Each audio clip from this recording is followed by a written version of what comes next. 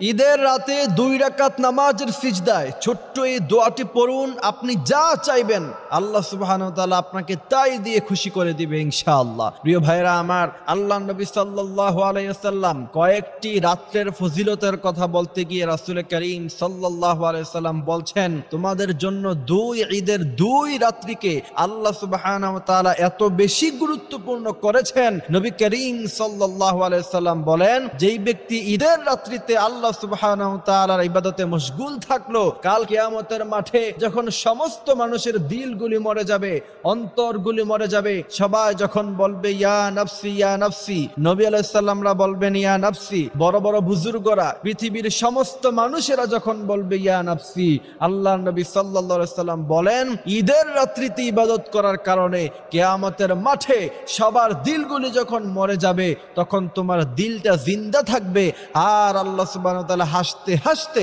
তোমাকে জান্নাতে ঢোকার ব্যবস্থা করে দিবে। সুবহানাল্লাহি ওয়া বিহামদিহি সুবহানাল্লাহিল আযীম। এইজন্য প্রিয় ভাইরা আমার, ঈদের রাত্রি অত্যন্ত গুরুত্বপূর্ণ একটি রাত্রি, এবং ঈদের আনন্দের কারণে আমরা আমাদের রবকে ভুলে যাই। অসংখ্য জায়গায় আমি দেখেছি ঈদের দিন রাত্রেবেলায় বড় বড় ডেক সেট বাজানো হয়, গান বাজানো হয়। সুতরাং মনে রাখতে হবে, ঈদের আনন্দ করতে গিয়ে তুমি যদি তোমার রবকে ভুলে যাও, তোমার খুশির সময় যদি তুমি তোমার রবকে ভুলে যাও, তাহলে তোমার কষ্টের সময়, তোমার দুঃখের সময় তোমার রব তোমাকে ভুলে যাবে। এই জন্য প্রিয় ভাইরা আমার, ঈদের রাত্রিতে আমরা ইবাদত করব।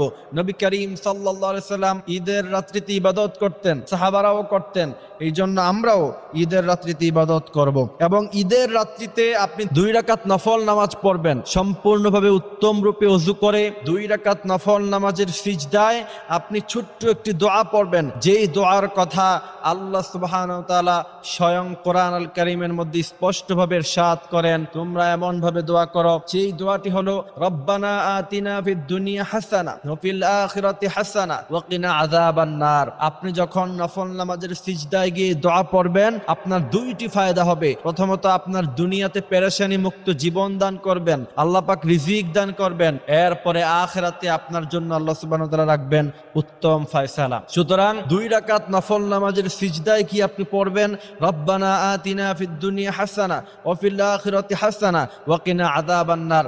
এই আমলটা করার পরে, নামাজের পরে আপনারা 100 বার অথবা 70 বার পড়বেন সাল্লাল্লাহু আলাইহি ওয়াসাল্লাম। এরপরে 100 বার পড়বেন আস্তাগফিরুল্লাহ আস্তাগফিরুল্লাহ আস্তাগফিরুল্লাহ। 100 বারের মাথায় গিয়ে পড়বেন আস্তাগফিরুল্লাহ রাব্বি মিন কুল্লি যামবি ওয়া আতুবু ইলাইহি লা হাওলা ওয়ালা কুওয়াতা ইল্লা বিল্লাহিল আলিয়্যিল আযীম।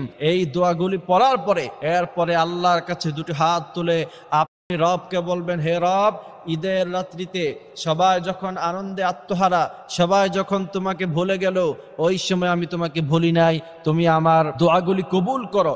রব্বানা তাকাব্বাল দুআআনা ইন্নাকা আনতাস সামিউল আলিম। এই দোয়াগুলি পরে আল্লাহ সুবহানাহু ওয়া তাআলার কাছে আপনি যাই চাইবেন, আল্লাহ পাক আপনাকে তাই দিয়ে দিবে ইনশাআল্লাহ। কারণ আল্লাহ বলছেন, ওয়ালিল্লাহি খাযাইনুস সামাওয়াতি ওয়াল আরদ। আসমানে যা আছে, জমিনে যা আছে, সব কিছুর মালিক একমাত্র আমি আল্লাহর।